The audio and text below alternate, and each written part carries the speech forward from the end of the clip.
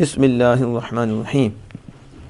ان الذین یکتمون، بے شک جو چھپاتے ہیں جو اللہ نے اتارا کتاب، یعنی جو مشتمل ہے نعت مصطفیٰ صلی اللہ علیہ وسلم پر، اور وہ یہودی ہیں۔ حاشیہ نمبر اس کا 17 وہ دیکھیں، کہتے ہیں ان الذین یکتمون الخ، یہ آیت نازل ہوئی فی رؤساء الیہودی، یہودیوں کے سرداروں میں اور ان کے علماء کے بارے میں، یہودیوں کے علماء کے بارے میں یہ آیت کریمہ نازل ہوئی، اور وہ یہ تھا کہ انہم کانوا یاخذون من سفلاتہم الہدایا، ان کے جو کمینے تھے نا، کمینے، وہ تحفے لیتے تھے۔ کیا کرتے تھے؟ حق کو چھپا کر تحفے۔ آج ایسا نہیں، حق کو چھپا کر کیا لیتے ہیں؟ مال۔ کبھی حد امیر معاویہ پہ بولیں گے، سیدنا صدیق اکبر پہ بولیں گے، آل رسول پہ بولیں گے، اور طریقے پڑھ پڑھ کے لوگوں کو گمراہ کریں گے، اور حق کو چھپاتے ہیں۔ شہرت، نوٹ، مال وہ آگے کریں گے۔ تو وہ کمینے ہدایہ لیتے، تحفے لیتے، اور کھانے وہ لیتے، اور وہ کانوا یرجون ان نبی آخر الزمان، اور یہ وہ آخر الزمان ہی، وہ یہ بھی امید رکھتے تھے کہ نبی کرم صلی اللہ علیہ وسلم جو آخری الزمان ہیں، جو آخر میں آئیں گے، آخری زمانے میں آئیں گے، وہ انہی میں سے ہوں گے۔ یہ بھی گمان کرتے یہودی کہ نبی آخر الزمان، نبی انہی میں سے ہوں گے، انہی میں سے ہوں گے۔ پس جب بعث محمد صلی اللہ علیہ وسلم، محمد صلی اللہ علیہ وسلم مبعوث ہوئے ان کے علاوہ سے، تو یہودیوں میں سے تو آپ نبی بنے نہیں، آئے ہی نہیں، آپ تو حضرت اسماعیل علیہ السلام سے آئے۔ تو جب وہ آئے تو یہودیوں سے نہیں نہ آئے، تو وہ ڈر گئے، وہ خافوا علی ذہاب ماکنہم وزوال ریاست، وہ ڈر گئے ساڈے تحفے گئے، ساڈے، کیونکہ اب تو حق کو واضح کرنے والے آگے، آمنہ کے لال آگے ہیں، اور آئے بھی عرب میں ہیں، یہودیوں میں نہیں آئے۔ تو وہ ڈر گئے، ساڈا تے تحفے کھانے پینے گئے، ٹھیک ہے، لالچی، اب تو ہماری یہ جو لالچ ہے وہ لالچ ہی رہ جائے گا، مال گیا، پھر ریاست بھی جائے گی، ریاست بھی، جو نبی آخر الزمان آگے، تو اب ان کی ریاست کے زوال کا انہیں خوف ہوا بس سبب ظہوری، حضور کے ظاہر ہونے کی وجہ سے۔ تو ان ظالموں نے کیا کیا؟ فغیروا صفتہ صفت اصحابہ، تو پھر ان ظالموں نے آپ کی صفت کو بھی بدل دیا اور آپ کے صحاب کی صفت کو بھی بدل دیا۔ کس کو بدلا؟ یہ آج نہیں صحابہ پہ بولنے والے، صحابہ کی شانیں چھپانے والے، صحابہ کی صفتیں بدلنے والے، یہ تو یہودیوں نے بھی کیا کہ ساڑھے ٹکر بند ہو جائیں گے، ساڑھے ٹکر بند ہو جائیں گے، ساڑھی ریاست جاتی جائے گی، تو لہذا اب حق کو چھپا دیں، ہم حق کو چھپائیں، حضور کی نعتیں چھپائیں، آپ کی صحابہ کی شانیں چھپائیں، بدل دیں، چھپائیں بدل دیں۔ فغیروا، انہوں نے بدل دیا صفت مصطفیٰ صلی اللہ علیہ وسلم کو اور صفت اصحاب کو بدل دیا۔ اور اب کیوں؟ حرصاً علی ریاستہ، حرصاً، وہ آپ کے شہر کو بھی بدل دیا ریاست پر لالچ کرنے کی وجہ سے، حکومت نہ جائے، حکومت نہ جائے، اور اس پر جو کمینے مال لیتے تھے، تو یہ مال چلا جائے گا، یہ جو چوگا میں لگا ہوا ہے، یہ جو گنڈویا کھا رہی ہیں، اور یہ جو ہمیں مچھلی مل رہی ہے، یہ جاتی رہے گی۔ تو اب یہ دو وجہ بنی، انہوں نے صفت مصطفیٰ کو بھی بدل دیا، صفت اصحاب کو بھی بدل دیا، شہر کو بھی بدل دیا۔ پھر اللہ پاک نے آیت کریمہ نازل فرمائی، ان الذین یکتمون ما انزل اللہ من الکتاب، یعنی فی الکتاب من صفت النبی جی، وہ کتاب نبی اکرم صلی اللہ علیہ وسلم کی صفت، و نعت، وہ آپ کی نعت تھی، وقت نبوت ہی، اور آپ کی نبوت کا وقت بھی تھا کہ آپ اس وقت نبی ہوں گے، یہ بھی کتاب میں موجود تھا۔ یہ ھذا قول مفسرین، یہ مفسرین کا قول ہے، تفسیر خازن۔ اور آگے شارح نے جو کہا کہ یہی لوگ ہیں جو اپنے پیٹوں میں نہیں بھرتے مگر آگ، تو شارح نے کہا لِأَنَّ مآلُهُمْ، کیونکہ یہ جو کام کرتے ہیں اس کا مآل جہنم ہے، اس کا مآل آگ ہے، اس کا یعنی انجام کیا ہے؟ بالآخر پھر اس وجہ سے وہ کہاں جائیں گے؟ جہنم میں جائیں گے۔ تو یعنی مآلُهُمْ ای مرجعُهُمْ، یعنی ان کے لوٹنے کی جگہ آگ ہے، ان کے بعد نے حقیقت بھی مراد لی ہے کہ وہ اپنے پیٹ میں آگ بھرتے ہیں۔ کیا بھرتے ہیں؟ آگ بھرتے ہیں۔ لیکن شارح نے یہاں کیا مجاز، یعنی یہاں مراد کیا ہے؟ مآل، یعنی آگ ان کے لوٹنے کی جگہ ہے، آگ لوٹنے کی جگہ ہے۔ کہتے ہیں یرجعون الیہ، وہ اس کی طرف لوٹیں گے، اس کی طرف۔ سمی ما یاخذون من عفز الحقیر، کہتے ہیں کہ نارن، کہ نام رکھا گیا اس کا جس کو وہ لیتے تھے، جس کو وہ کیا بدلہ، تو جو وہ حقیر بدلہ لیتے تھے اور وہ ذلیل بدلہ لیتے تھے، تو دنیا کیا ہے؟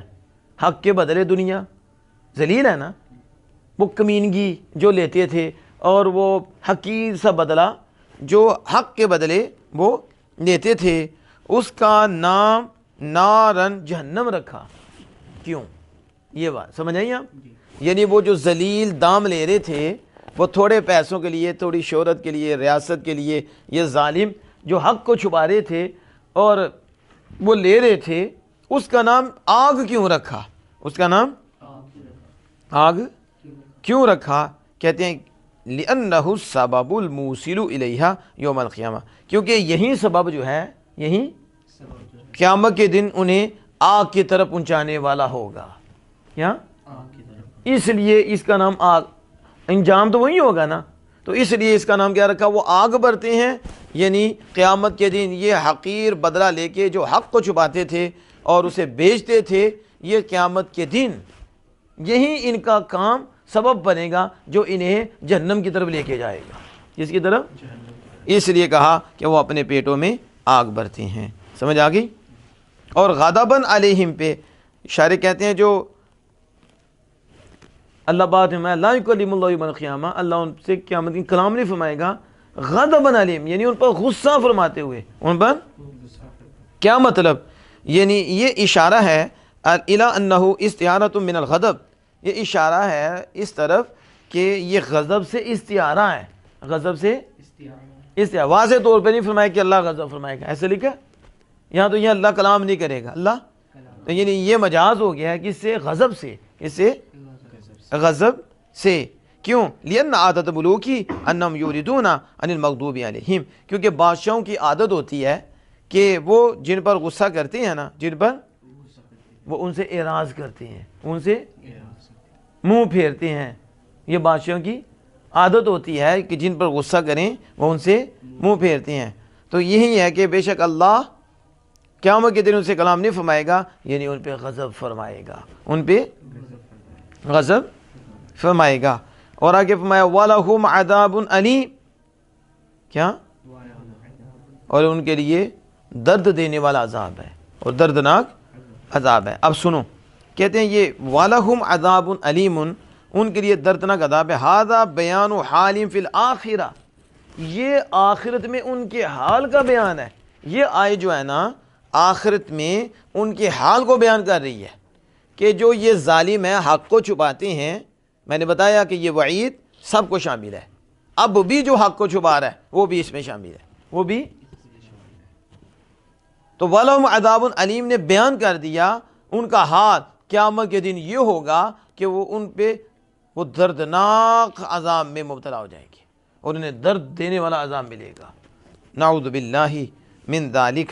اب دیکھیں کہتے ہیں وہ کیا، وضاحت مزید کرتے ہیں، وہ یہ ہے کہ وہ عدم کلام اللہ لہم المرتب علی کتمانہم وعدم طہارت اللہ لہم المرتب علی اشترائہم ثمنا قلیلا والعذاب العلیم المرتب علی اکلہم سبب النار وقول اولئک الذین اشتروا الضلالہ الخ بیان لحالہم فی الدنیا۔ کہتے ہیں وہ دیکھو یہ ہے کہ اللہ کے کلام کا نہ ہونا ان کے لیے، وہ یہ ہے کہ ان کے لیے اللہ کے کلام کا نہ ہونا جو ان کے کتمان پر، ان کے چھپانے پر واقع ہوتا ہے، ان کے پہلا دیکھو وہ اللہ کا کلام ہے لیکن اب کیا ان کے لیے اللہ کا کلام نہیں ہے، انہیں اس کو چھپا دیا، وہ تو وہ واقع ہوتا ہے ان کے چھپانے پر کہ یہ اللہ کا کلام نہیں ہے ان کے لیے، تو انہوں نے اس کو کیا کر دیا، چھپا دیا۔ اور ان کے لیے اللہ کا انہیں پاک نہ کرنا، اللہ کا ان کو یہ واقع ہوتا ہے ان کا حق کو تھوڑے دامن کے بدلے بیچنے پر، کس پر؟ یہ مرتب ہوتا ہے کس پر؟ تو اللہ نے ان کو پاک نہیں کیا، انہوں نے اللہ کے کلام کو بیچا ہے، اللہ کے حق کو چھپایا ہے.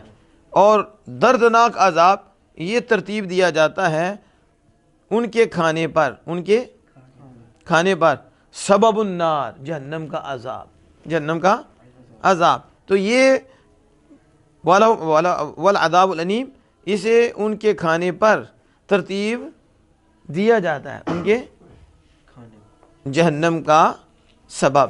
کیا ہے؟ جہنم کا سبب. اس کے پھر کھانے پر ان کے لیے جہنم ہے.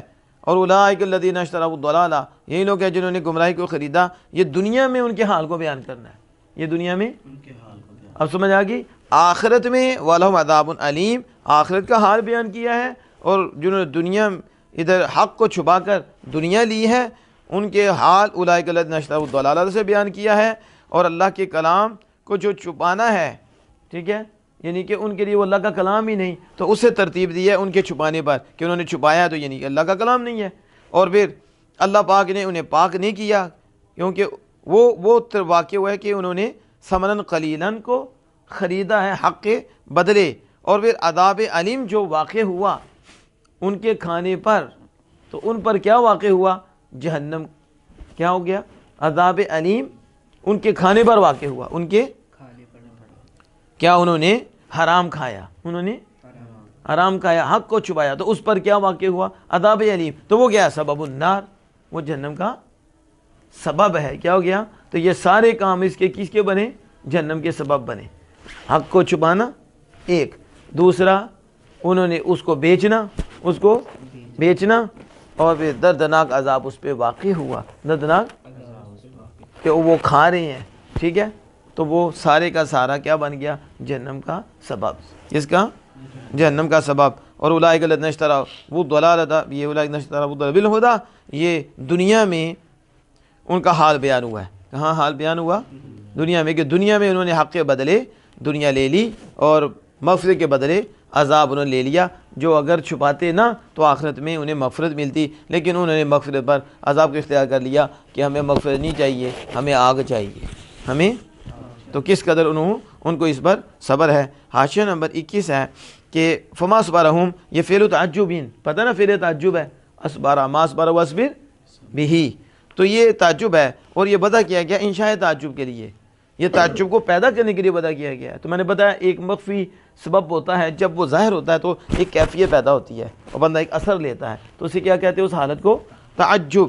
تو یہ جو ما اصبر ہے یہ انشاء تعجب کے لیے وضع کیا گیا ہے. اور اس کی اصل جیسا کہ بیضامی نے ذکر کی ہے کہ وہ کیا ہے، انہوں نے کہا کہ ما تامہ ہے. ما، بیضامی نے یہ کہا کہ ما جو اس میں نا فما اصبرہ میں جو ما ہے وہ ما کون سا ہے؟